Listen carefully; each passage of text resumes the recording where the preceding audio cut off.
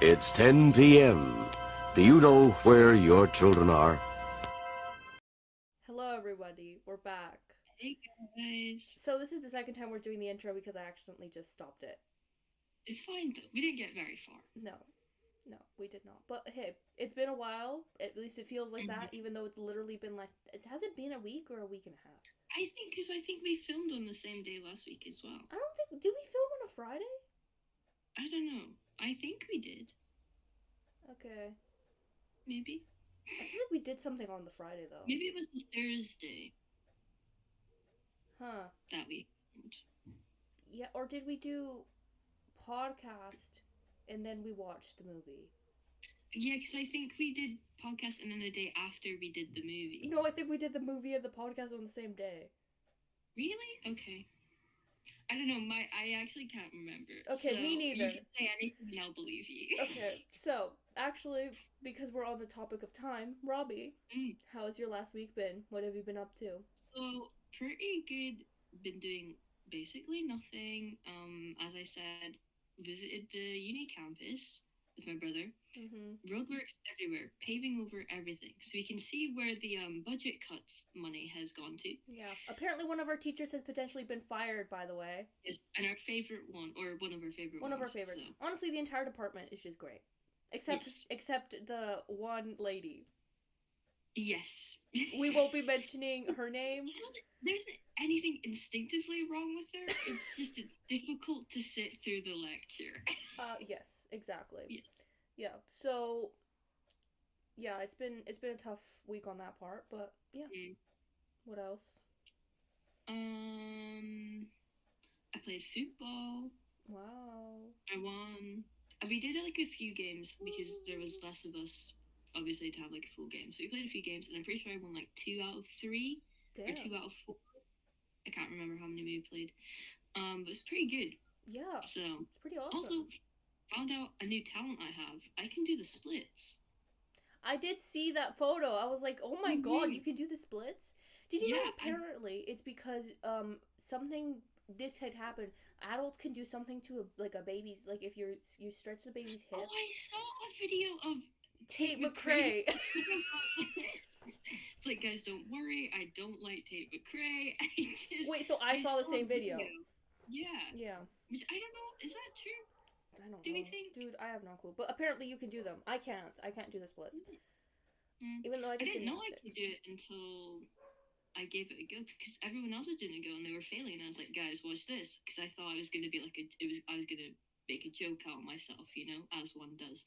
But then it turns out I can actually do it, so it wasn't as funny as I thought it was going to be. I just felt like a bit of a show off. Oh, come on. No. Take ownership of that talent, okay? Yeah.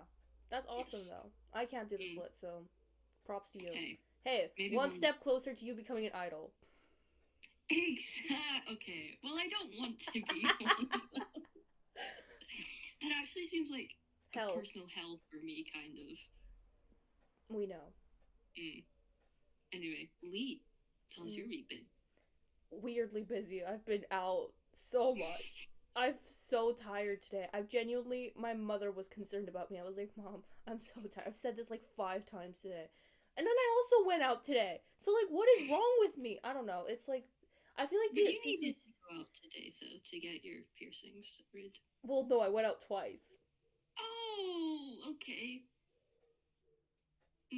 Yeah, so basically, I think from when we started this podcast, I wasn't going out the entirety of that 3-week period because of, like, heat wave and then family arrangement situation happening. So then this has been the first week that things are kind of, like, back to normal, sort of. So, well, not back to normal because I went out way too much. But... Okay, let's see. I don't know when we last recorded the podcast, but I saw my friends in London on Saturday. Sunday, I think I watched the game. One of the games, maybe. Or maybe not. I don't know what I did on Sunday. I'm blanking. But you have been watching the FIFA games, though. We'll get into that a bit later. Okay. And then did something on Monday. I think I did. No, I didn't do anything on Monday or Tuesday. At least I think so. And then Wednesday, I went to the Tate Modern with my friend. Because she's also back from uni. Her uni only just finished. I think England unis is it an English Yes. uni? Yeah, I think they're different from Scottish ones. Yeah, it's weird, but it was good to see her. This is the fourth time I've seen her in our nearly 3 years of friendship. So I've seen you more. But it was nice. It was good. The Tate Modern was awesome. I really enjoyed it. Would go back. Got a huge book. Which I started reading today. It's so good. Good so far? So good. And it's got really good pictures. Nice. And then yesterday I had volunteering, so I was on my feet like all day. It was good though. I had a really good time. For some reason, that lunch period was a very strange lunch period. Ah, yes. The Byler was brought. Byler, Twilight, True Blood, Interview with a Vampire, Bad Bunny, Young Miko, some other Latin artist I didn't know, but she brought up. COVID. Nice. Yeah. Fascinating stuff. We've also figured out that she is 12 years older than me. Wow. So she's like a millennial, which is low-key insane to me. You're collecting millennials at this point. I am. I really am. And then I went to go watch a movie with my mom at the shout out Prince Charles Theatre, Prince Charles Cinema. Guys, go if you're in London, go there. It's the only independent cinema in the West End. It's incredible. Great popcorn, great Pepsi. I've also been drinking like my weight in Pepsi for some reason. Really? I've been drinking so much Pepsi. It might be an issue. Too much Pepsi. But yeah, I'm fairly certain they're not BDS. I know Coke is, which is why I switched to Pepsi and now I'm addicted. But yeah, that was good. Then we saw really random people on the train. Like, there was these two men on the train that were so strange. Like, one of them was talking to his mother on the phone, but it was like he was talking to her, like, in a very strange way. And he had a tennis racket with him. I was like... But yeah. So that was my week. Did a lot. Nice. Did too much, maybe. Because I can't remember half of it. I also been drinking. Alcohol? Okay, Lee, I thought we made an agreement. It's been not enough. It's not been like drunk point. Okay. I had one margarita on Saturday, like a mini one. And then I've been having cider. And that's it. Okay. That's fine. I've been watching the games while drinking cider. Wow, that's such like an English thing to do. That's crazy. I think they're infecting me. But yeah, that was my week. Very nice. Yeah. And yeah, did we want to talk about FIFA very quickly before you want to get into your topic? Or yeah, we'll go FIFA and then movie review. Oh yes. I don't really have much to say about FIFA because I don't keep in with the games. I'm only gonna watch I don't even think I'm gonna watch the last one. I'm just gonna tune in when it's a halftime show. Well, we know why. Obviously. Or I might just wait to see if it gets uploaded on YouTube later. I can like FaceTime you while it's going on. Yeah. Just let me know when it happens and I'll text. Yeah. Oh wait, that means we're not gonna get match analysis. Oh. What do you mean? Well, usually halftime is when they do match analysis on the first half. Oh. And you'd rather watch a match analysis? Well, no, actually, because the English match analysis sucks. It's so bad. Actually, I have that qualm. I keep saying this, but it keeps getting worse, okay? English people should be barred from commentating. Okay. Scottish, fine. There was a Scottish guy on there. He was great. I loved him. Everybody else, the French guy can also stay. Everybody else, out immediately. Okay. Horrible. It makes me want to go to sleep. I watched the first half. I think I told you. England, Norway, fell asleep through the entire half of that game. Literally almost fell asleep during the England-Argentina game, but then Argentina, the whole situation happened, and then I was awake. Uh-huh. I think I was also falling asleep when, was it France? France. France. Spain. I also fell during, it was, yeah. Anyways, not ideal final, by the way. Horrible. I don't even know who I support. I'm just gonna watch it. Fair. Wait, who is in the final? Spain, Argentina. Oh, okay. Interesting. So, movie review. Mm. Wait, we did do movie review. Did we? Because I really can't remember if we talked about this movie last podcast or not. I swear to God, I suddenly had a deja vu. Okay, feel the silence. I'm looking it up. Did we not do Obsession last week? No, that was the week before. Okay. Anyway. One second. I'm looking. I'm checking. I'll fill the silence. Yeah. So I really don't care for FIFA, even though I know I said I play football. Well, I don't play football. Never played. Wow. Some gigs. But when it comes to watching men kick around a ball in a field, I really don't care for it. You know. They don't do it very well. Yeah, and they get so angry, and it's not very entertaining. And I would much rather watch women kick a ball around a field. You know. I've watched a few women's football games before. Again, I wasn't very entertained because I just don't think I like watching sports in general. But it was better. I would rather watch that than the men's football. Yeah. Do they win anything if they win? Like, do they get money or do they just get a trophy? I think they just get the trophy. So no like incentive or anything. There's never. I don't know about. Do Is it sports like tournaments have incentives like money? I don't know. That's why I don't know. Because don't like if you win like F1, they get money, right? I don't know. I don't watch Maybe. F1. Because they're all really rich, so I assume they must. No, because they get. Oh yeah. No, we. I don't think we talked about it. I just went through. Okay. We talked about the concert though. Oh yeah, our bad experience. Well, not necessarily bad experience. Oh no, because we didn't even watch the concert when we had Sochi. No, it was the day after. Yeah. Okay, so we watched 20th Century Girl. Actually, no. Robbie made me watch 20th Century Girl. Okay. But I enjoyed it. I enjoyed it up to a point, and then I did I tell you I randomly thought about it the other day, and then I almost burst into tears like on the tube. It's so sad. This was the third time I've seen it. I think third or fourth time, and I bawled my eyes out once again. I think you were crying more than me, actually. Probably, yeah. I think because I maybe prepared you for it a bit too much by telling you it was going to be sad. Yeah. But at the same time... A spoiler, if anyone hasn't seen it, then maybe skip forward a little bit. Yeah, a couple minutes, maybe.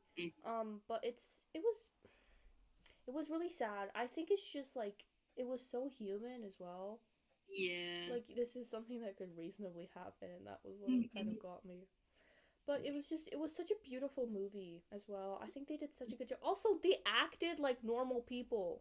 Yes, this is the thing we spoke about with K-dramas, is that sometimes they're just really cringy because the acting is just so ridiculous. I really like the guy, him as an actor. I don't find him that attractive. Don't worry. The main guy, I can't remember his name, but the main love interest. He was also in that first K-drama I tried to watch, the TV show, and he was honestly the only reason I was watching it, because he was good in that, as like an actor, because he was actually playing it, not like, no offense to that woman's acting abilities, but all offense to it as well at the same time. Yeah. What was your favorite part?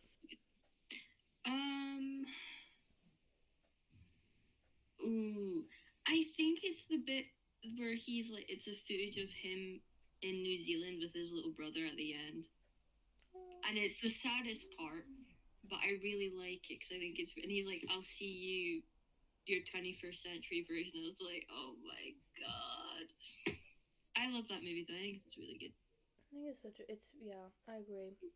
And if you think I cried a lot the third time or fourth time watching it, then you should have seen me the first time I saw it, because I was like an absolute wreck for days. Oh dear. It was just like a gut punch. When was the last time I cried in a movie before 20th Century Girl? I think I cried during Weapons. Oh, okay. You're not meant to cry during Weapons. I still haven't seen it. That was bad. That kind of... Oh. Okay. It's got Leonardo DiCaprio in it, though, No. right? No? Then what's the one that has him in it that came out? One battle after another? One battle another. Weapons and one Wait, battle is after that another? the one with all the kids? Yes. Yeah, I haven't seen that one. Oh I've just seen people God. making like jokes about it, about like kids running or something. I don't know. Oh. Yeah. Wait, what's the one that Chase Infinity is in? One battle after Chance another. Infinity? Chase Infinity. Chase. No, Chase, yes. Okay, sorry. I think because they came out at the same time that my mind is like confusing them as one thing. Okay, yeah. Leonardo DiCaprio kidnapped a bunch of kids. Sure. Well, I didn't know that the kids got kidnapped. That's the entire premise of the movie. It's in the trailer. I haven't seen it. Well, they just like disappear, like not kidnapped, but like, you know. Yeah. But it's one of those movies, the same as One Battle After Another, that when it gets announced that they're coming out and people start going crazy over them, it makes me not want to see it. Oh. This isn't about you in particular. This is just about general public. Yeah, I don't think I talked to you about them. I never told you when I watched them. It's just when people start really talking it up and people say, "Oh, Grammy nominations, whatever." It makes me not want to. Have you watched Sinners? Yes. Okay, you're fine then. That Sinners is a different thing. Agreed. You know, to me, Sinners is like its own thing. But One Battle After Another is P.T. Anderson. He's like the GOAT. Phantom Thread? Yeah. You should watch Phantom Thread. Mm. It's good. That kind of made me sad, I think. Mm. I don't cry very much in movies. I cry all the time when something sad happens in a movie. Really? Yeah. I have a really hard time crying in movies. Wow. I think it doesn't take much to set me off.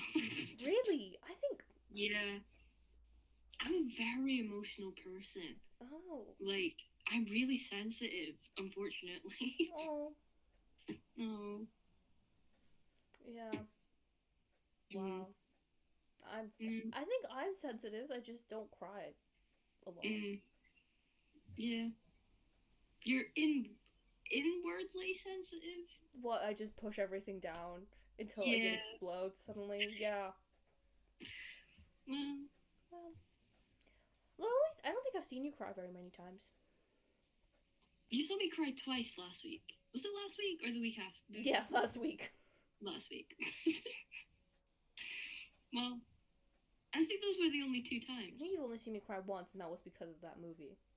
Yes. And also, it was only like a couple... It wasn't like me sobbing. Mm-hmm. You were sobbing. Yeah. Okay. So, we're almost hitting the 20-minute mark. Okay. Moving on then. Yeah. Do you want to get on to your first topic? Okay. Oh, by the way, everybody, we are going to be going into some heavy topics this episode. Mm-hmm. Like, slightly heavier than our usual. But we will be getting into a lighter topic towards the end of the episode. Yeah. But we recommend you also stay through this because it is important to hear difficult things. Agreed. Okay. Go ahead. So, we're going to talk a little bit about Nigel Farage, trigger warning. Fucking asshole. And just some of the recent stuff that he's been getting into. Again, I should say I'm not entirely clued up on everything. I like to think that I'm decently so. So if I do get anything wrong, do feel free to correct me in the comments. So, I don't know if you guys have heard recently of the... Obviously, you had Keir Starmer stepping down as Prime Minister. Mm-hmm. I think I told you about that. Mm-hmm. Yeah, it happened via us on FaceTime, I think. Right? No, I sent you a text. Really? Wait, or what? No, did you? Oh no, I sent you a text about Nigel stepping down. Oh yeah, because he stepped down, yeah. What is it, blah. Andy Burnham is set to be new Prime Minister. Or they have to do like a whole system voting within Quite frankly, doesn't make any sense to me. Agreed. Okay. So he's going to be the new PM. Yeah. Or it's suggested he's probably going to be him. 90% chance. Yes. And then you obviously have Nigel Farage stepping down. And then it's this whole issue with like There's the this Count guy, Binface thing as well, right? Count Binface. He's kind of an icon. I won't lie. Agreed. Kind of an icon. But there. So there's this guy that Nadia Faraj really endorsed. I can't remember what his name was, but In he was like, Scotland. I think no, I Okay. think he was English, Oh, okay. and maybe I actually can't remember, but it was this guy, this white man, obviously, who was running within Reform, I think, and who he was like, oh, he used to tweet a lot, as far as I'm aware, or X, whatever you want to call it, about how he was extremely misogynistic, and tweet he would tweet saying that admitting himself that he was a misogynist. And Nadia Faraj really endorsed this guy. And then this guy's like head of a party now or something, an opposing party to Reform, because now suddenly he doesn't like. He has his own opposing Restore UK. I heard about this. I've heard about this. Yeah. Yeah.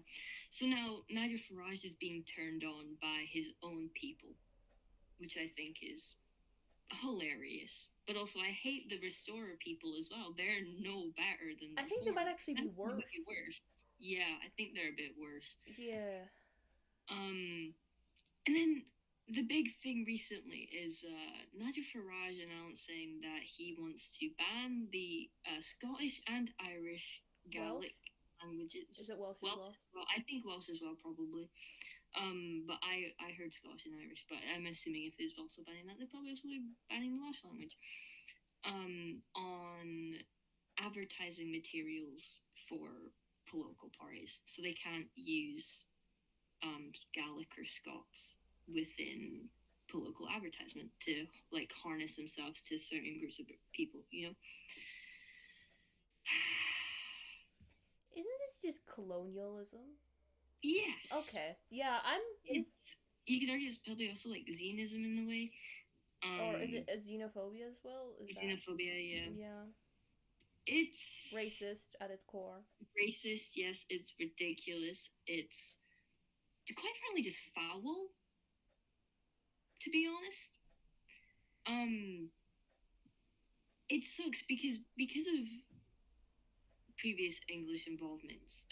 Gaelic is not taught in. I can't speak for Ireland because I've not grown up in that system. Grown up in Scotland, it isn't taught in schools, so it's not even something that people readily know. It's only something if you're from a Gaelic speaking community that you'd know.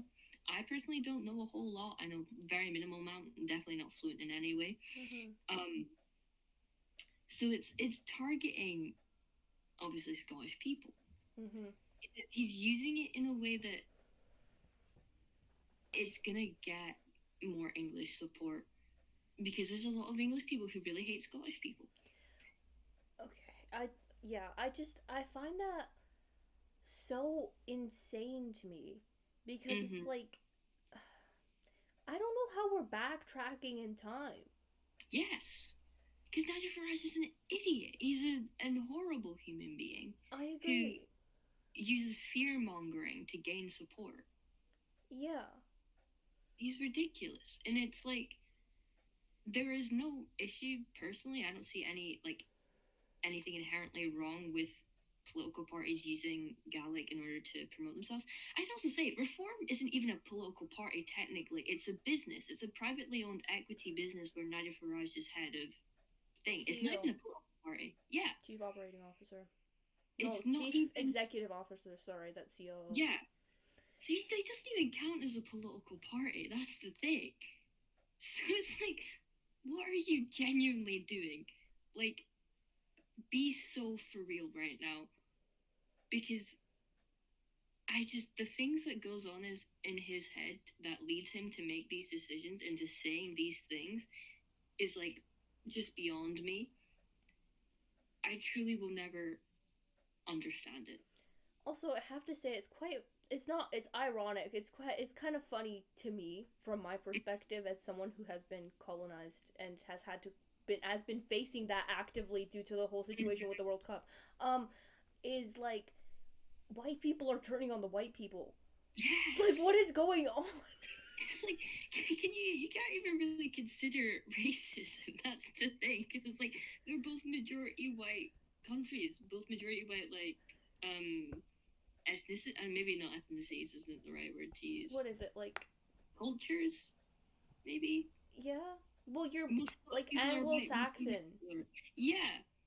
So it's like it's not even that sort of thing. It's just like a hatred, you know. I mean, even within racism, that's still like a hatred, you know. Yeah. But it's like, what the hell? Like, actually. It's like it doesn't make any sense to me. I'm like, what is? Like, makes no. To me, it makes sense for Scottish people to hate English people because there's a history behind that. Yeah. English people, why? Just like genuinely, okay, so like you won the war or whatever. We're unfortunately not independent. Also, I think Nigel Farage should acknowledge the fact that saying stuff like this is just gonna make Scottish people want independence even more. Yeah.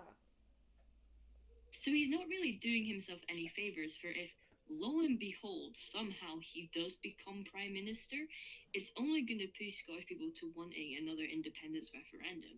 Yeah. And this time, the result is going to be yes, other than no. Yeah. Like, and I will support that, even though I'm not Scottish or English. He's not helping himself in any way, shape, or form. No. I think maybe it's starting to feel like Trump, you know? I feel like maybe he's off his meds a little. Like, maybe put Grandpa in the nursing home, you know? He's too old. I think there should be a cap of how old you can be to have any political involvement. That's the thing. Don't you think? I feel like this just randomly came to me. Don't you think it's because they don't have a cap? It's because everyone's just died young when they started these things? Yeah. We need a cap for people who can be in charge of a country. Yeah. 100%. Because every time I hear about Trump's age, I'm like, how is this man not gone? He's in his 70s, right? I think he's 80. 80? I think Biden is 80. Wait, I'm gonna check. I'm genuinely confused about how Trump is still alive. Considering, first off, his age, and second off, his lifestyle, this man does not, as far as I'm aware, does not exercise, does not eat well whatsoever. So this man, wait, 1 second, I'm opening up Wikipedia, because we actually support Wikipedia. He was born the year after the war ended. Do you want to know which war? World War II. Oh my god. He was born on June 14th, 1946. He's a Gemini. Because it's like, I remember I was reading about Joe Biden when he was a senator. Yeah, Joe Biden is 3 years older than Trump. He was born during the war. He was born in 1942. They're too old to run a country, bro. They just shouldn't be allowed. If there's a cap for, maybe not a cap, but what's it, like a bottom level for how like old you need to be? What, 25 or something? Or is it 30? 30 or 35. 35? Then there should definitely be a cap as well. I agree. It's very strange to me. Like, I think the Ecuadorian president is the youngest president we've ever had, and he's like 30. Oh. But also, he's right-wing, so we don't really support that. Yeah. And he likes the U.S. Yeah. But at the same time, that's the issue with we're going to just, hey, Ecuadorian politics time for like 2 minutes. Yay! The issue with the left party, the leftist party within Ecuador, is that it's been so what's it called? Corrupted by the influence of Rafael Correa, who was basically an authoritarian dictator when I lived there my entire life. So the issue is that you can't have the leftist party, and then everyone now sees the right as the option. But like, to be fair, I think the guy right now is more moderate than he is fully right wing. Okay. So at least there's that. Oh, I don't know. We still have a military what is it going on right now because of drugs. Anyway, Ecuadorian politics time over. Yay! Yeah, that's all I really have to say about Nigel Farage, is that I don't like him. I don't like his policies. He's doing stupid stuff that isn't even beneficial to himself, so I really don't know what his thought process is. I don't even think he knows himself. I think he's just power hungry and greedy, and I think that he. You good? Keep going. I think he's just power hungry and greedy and has no real politics. I think he just wants power. And he knows that the easiest way to obtain that is to prey on people's fears, such as immigration, and use that to try and push himself upwards. I agree. I agree with all your statements. And yeah, we support Count Binface. Yes. Count Binface for PM. I don't know if he's. What is he running for? Is it Clapham? It's like a local election or Clapton? something. Clapham? Clapton is a crazy name. It's called something. I'm fairly certain it's. Clapton. Oh god. Yeah, I hope. Oh yeah, no, it's like Mark, just M something. No.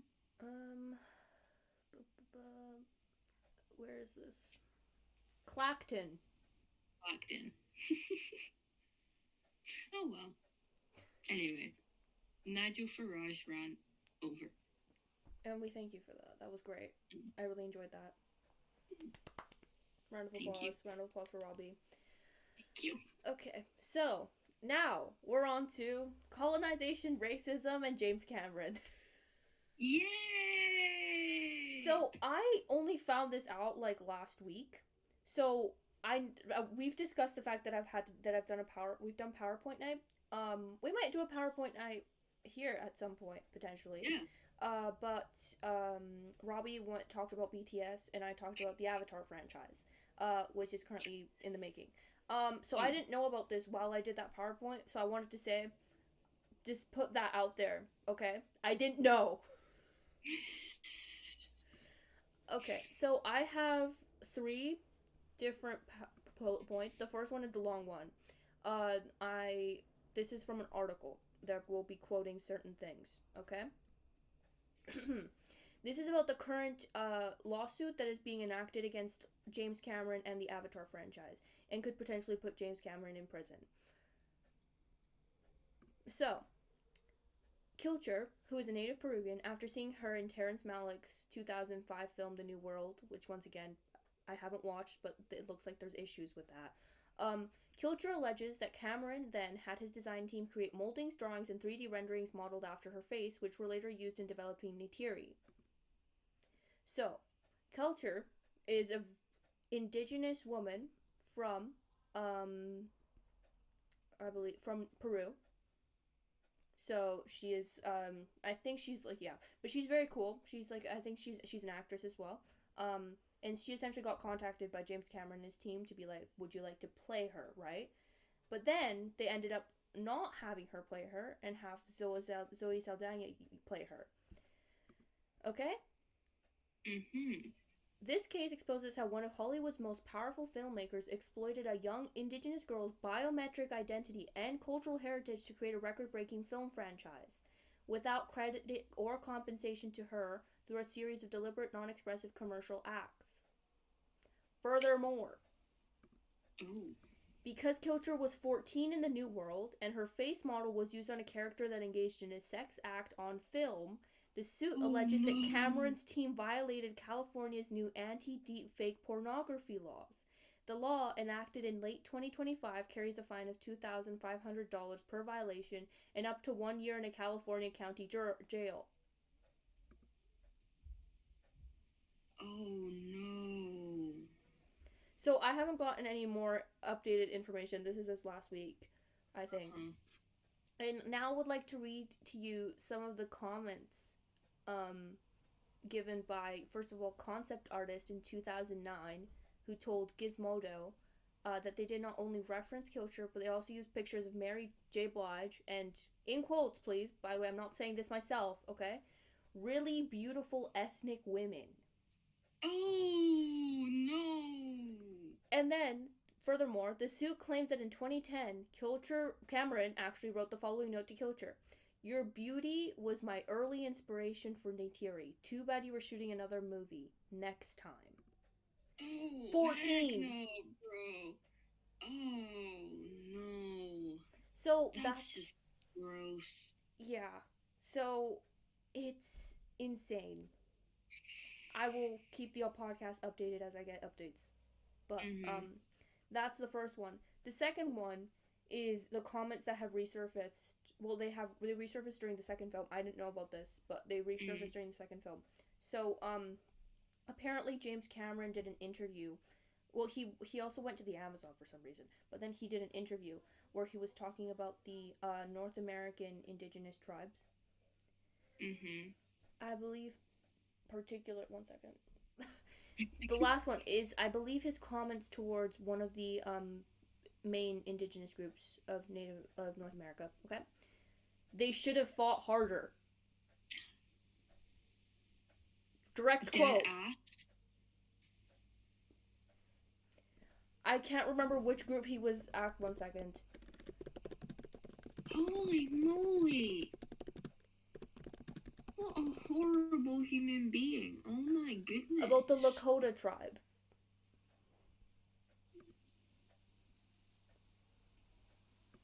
They should have fought a lot harder against the ethnic cleansing of their nation. Huh? That is actually despicable. What? Yeah, and furthermore, I didn't realize this because I'm fairly certain I thought there was more indigenous actors from the way that they were talking about it. Uh-huh. In the entirety of the three films, there's been Oh. three individuals. They don't have any producers that are Native American or any kind of indigenous background. They don't have any consultants either. No consultants whatsoever. They don't have any consultants on the language making, on the wardrobe, nothing. Do you remember there's that whole thing about their music thing as well? Uh-huh. How they kept rejecting like the actual like ones that were using like really cool like different sounds from across the world. So for like some like basic ass action music. That's also one of the things. And the three indigenous actors are the only ones who ever had any input towards trying to make it more like part of like their world. Mm-hmm. I hate this guy. Yeah. So is he going like to court for it, or? I don't know, but it feels like the lawsuit, unless they settle, which they could, it seems like they might be going to court, or they might, unless he pays her a lot of money, probably. Yeah. Goodness. Yeah. So, what has the world come to? Yeah. But I think it's important that we have these conversations now, especially because it's like, it's so strange to me because it's like, oh, we're just like the way that he was talking about it was like saying like, oh, we should the people who are like currently living like what would be called like the traditional indigenous way of living are the ones who are like true indigenous people instead of like people who've had to adapt even though they consider they are still part of their indigeneity is a huge part of their lives. Like I mean like we've talked about this in anthropology, like modern indigenous people are still like fighting and they're still like there's and we still need to highlight that. So yeah.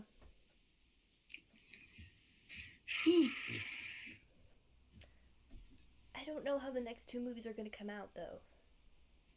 Two? I thought there was only one more. No, there's two. There's going to be 5.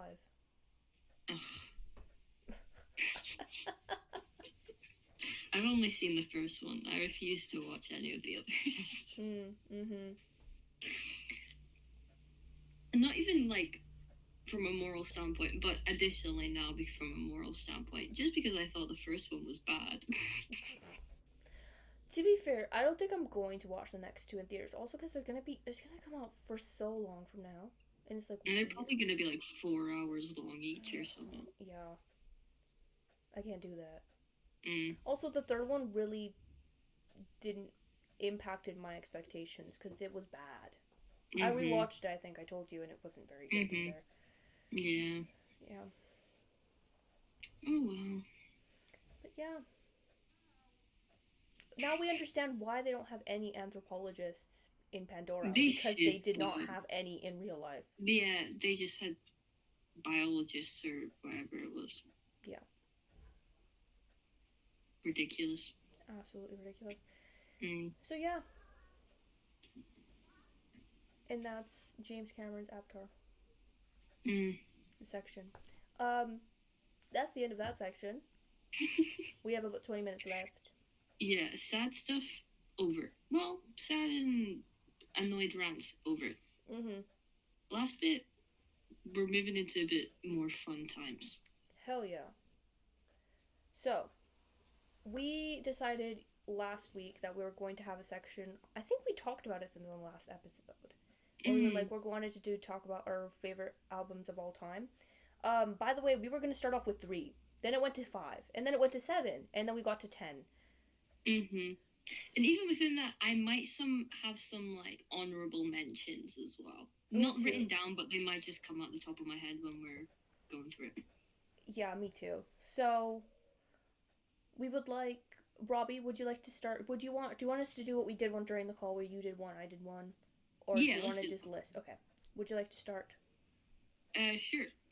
Are we doing like a little description as to why we like it? I mean, we have 20 minutes. Yeah, we have time. Okay. So, number 1 is A Brief Inquiry into Online Relationships by the 1975. As we know, we've discussed my feelings towards My Healy already, so I'm not going to get into that again. But it has my favorite song on this album, It's Not Long It's Not With You. It's also just a really good album. Like, it's got some really great stuff on it. I think this was their last one pre-COVID. I think that could be wrong. Before they started releasing like electronic stuff for a bit. They did electronic stuff. I don't know if you could consider it maybe electronic, but they stopped using like band instruments and started using more mixing kind of vibes. And it's not bad. Like, I still quite enjoy it. It was just quite a change from this album into like notes in a conditional form, which is just like a whole other thing. But no, I really like this album. It's got some great songs in it. I think, yeah, I don't know. I've always really liked it. And I think the whole vibe of this album, like all the music videos that came out with this era as well, I think are really cool. We saw I think some. we watched some of them. It was when he was in his dancing time. Yes, Matt Healy started dancing like Michael Jackson for some reason during this time. He always like danced though, because in like A Change of Heart, which was I Like It When You Sleep For You're So Beautiful Yet So Unaware of It, or it was their first album, I think it was the second, where he was dressed up as a clown and was like dancing with another clown. Okay. Yeah. So it's just, I don't know. I think it's a great album. I think sonically it's really cool. Like, it has a really clear and distinctive sound through it all. They also started using a lot of saxophone during this era, which I appreciate. Very cool. Nice. Okay. Me. Okay. I have my first one. This is in no particular order, by the way. First one is Ethel Cain's Preacher's Daughter. This was her first album, because I think she was just releasing EPs before this. I did realize, I think some of these are EPs that they put on here, not albums. But... I think it's fine. Okay, because I feel like they still kind of count.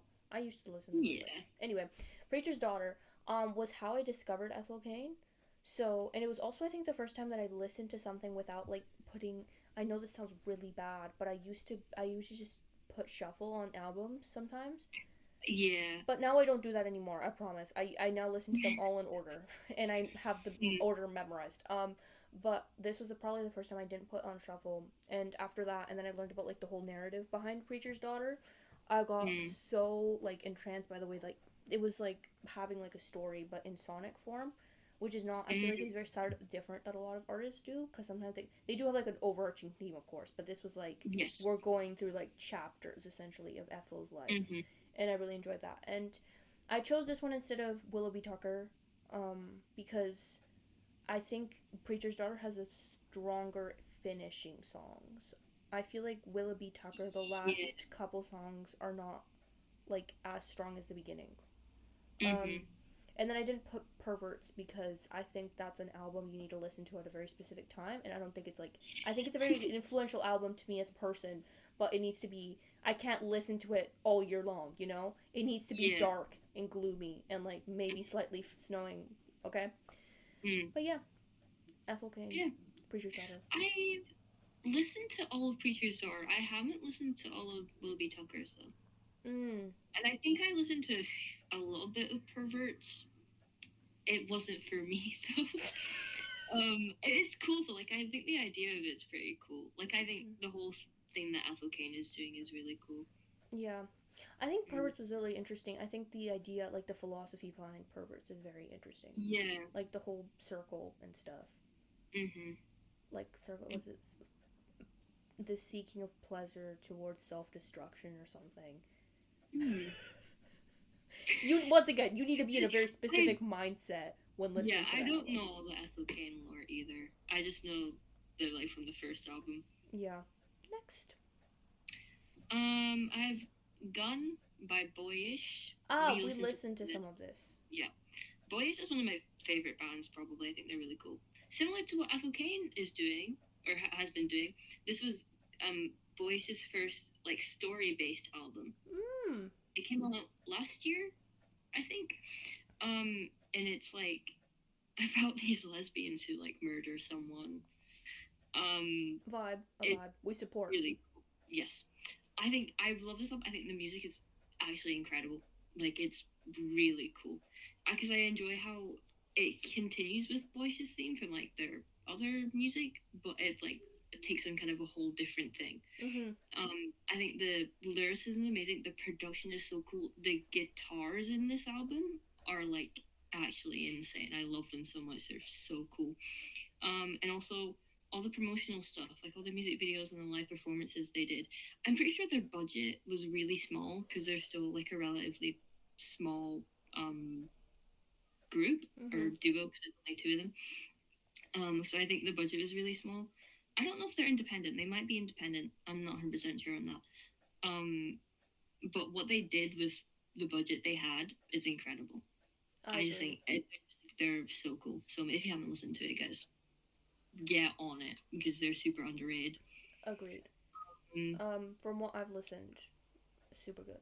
I enjoyed. Mm-hmm. Okay, mine next, very different from that, is Phineas's Blood Harmony, the deluxe version. So I used to listen to Billie Eilish, like, sporadically when I was a kid because it was everywhere, so you kind of had to, like, you ended up listening to the songs quite a bit when you, like, were just, like, on Musically, I guess. Was it music, like, early TikTok, you know? Yeah. But then I randomly found Phineas, and I was like, oh my god. And then I listened to it, I was like, I like this better than Billie Eilish's music. Which isn't, I'm sorry to Billie Eilish, okay? It's just not my vibe. I don't think you owe her an apology. Okay. But I liked Phineas's work a lot better. Like, I think it's sonically was, well, I don't know if I like it now. That's the thing. With Blood Harmony, I have tried to re-listen to it sometimes, and then I have to put myself in younger Lee's body to be like, you enjoyed this, but you can't. It's a hard time. I have very distinct memories of listening to this album. Like, I used to have it on repeat. I think it was summer 2020.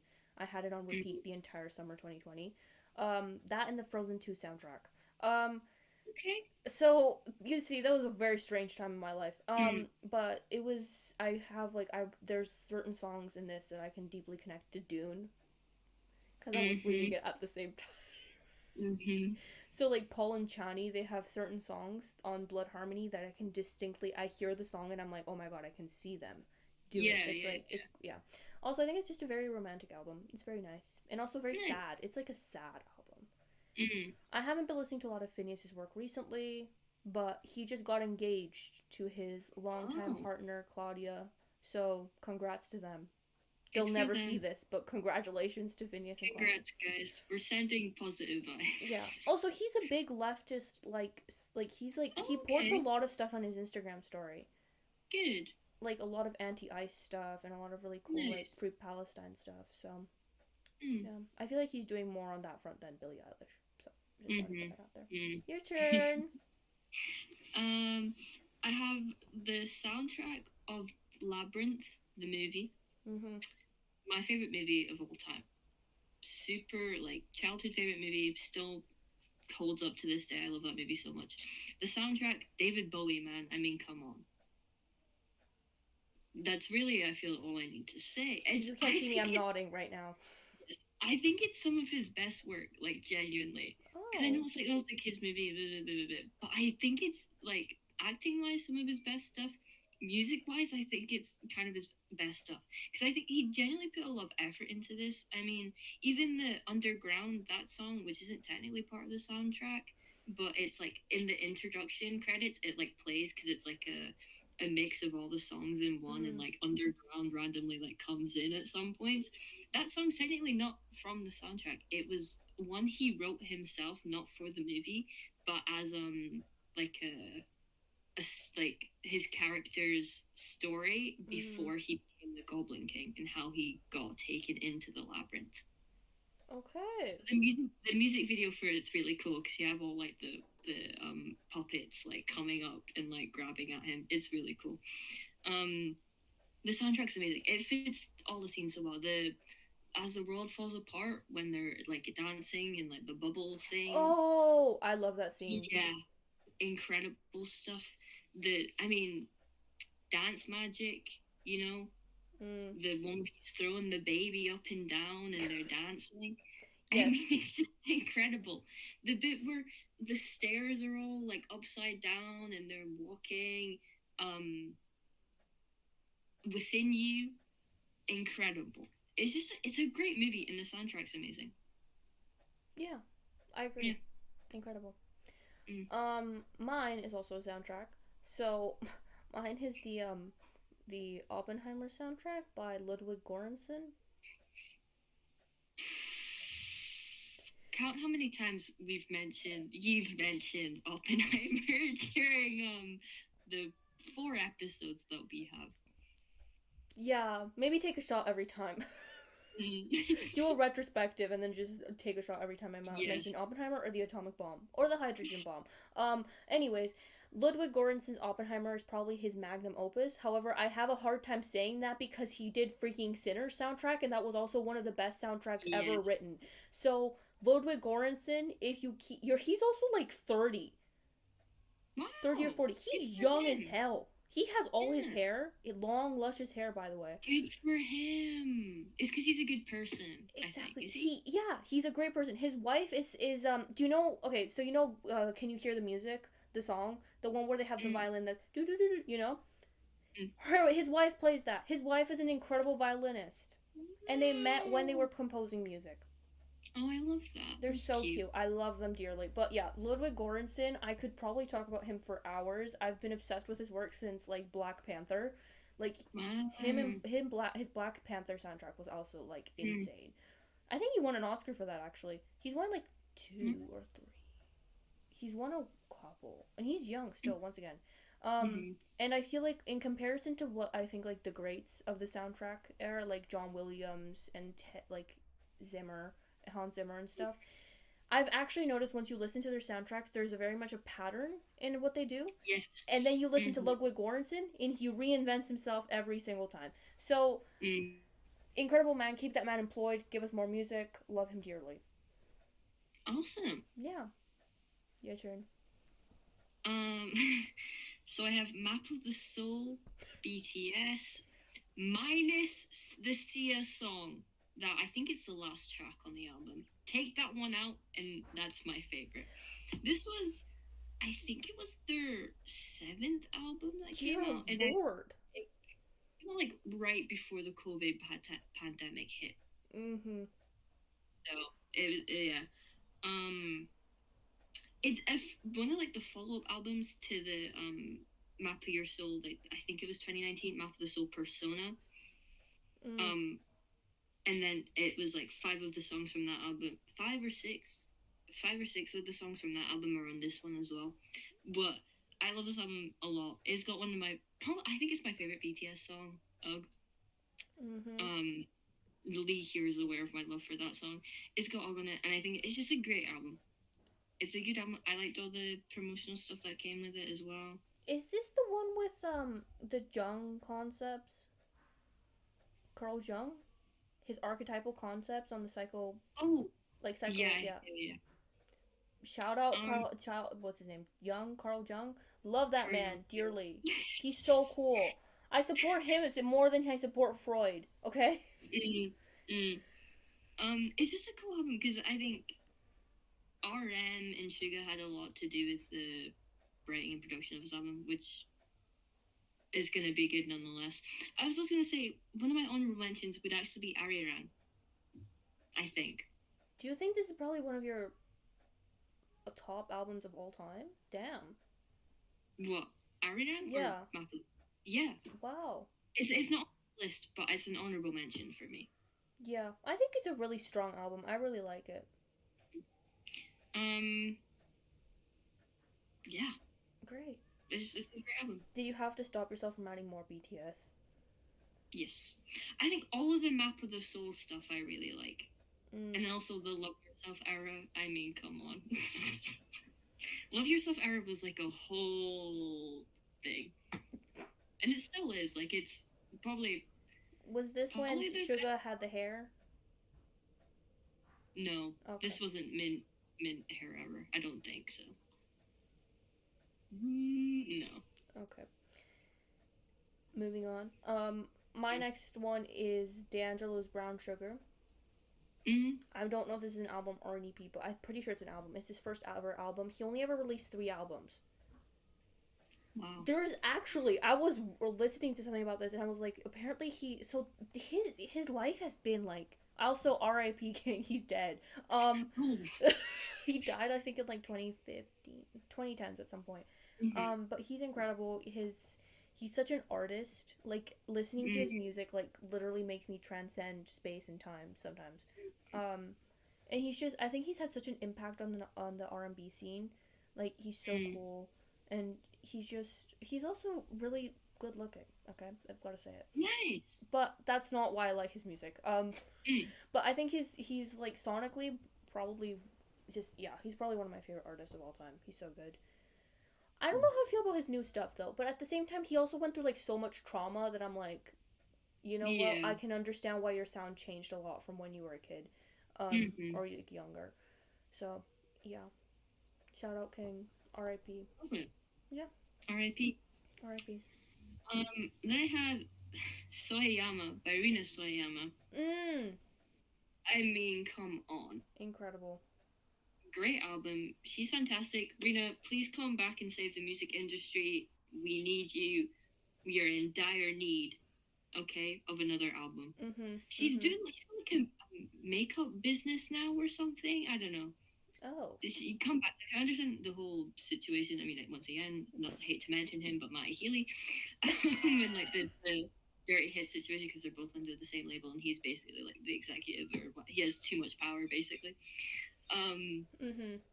She's amazing. This album was like, it was, I think, the first time she really got recognized for what she was doing. You know, she just got so many just amazing things on this. All the music videos and the visualizers from this album as well are insane. She's so talented. I mean, she writes all her own stuff. She's a great singer. I think she produces a lot of her own things as well. She can dance. Also, she was in that John Wick movie. She was incredible. She was in the John Wick movie?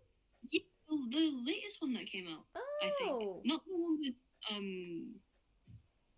Anna de Armas. She did one, not that one. The other one. That one wasn't that good. The one that Rina Soyama was it the one with really Bill Skarsgård?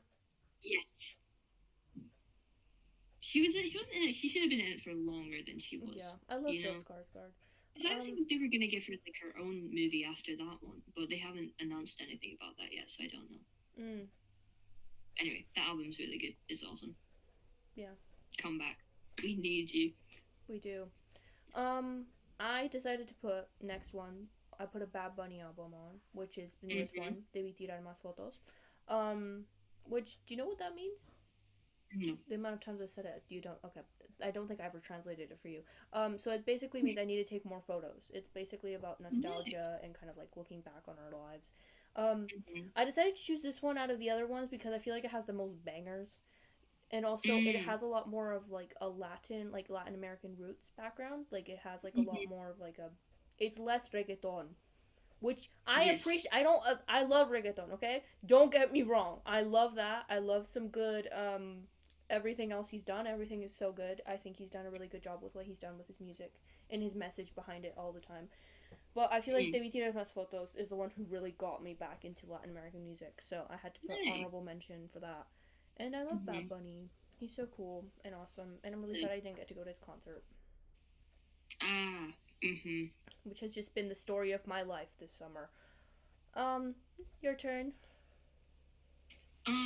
I have the Japanese House. In the end, it always does. Mm. Great album. She hasn't come out with any new stuff recently either, which is also kind of depressing. I think it just this was like an era of my life where all I was listening to was the Japanese House in 1975. Mm. She's great. I feel like she's also quite underrated.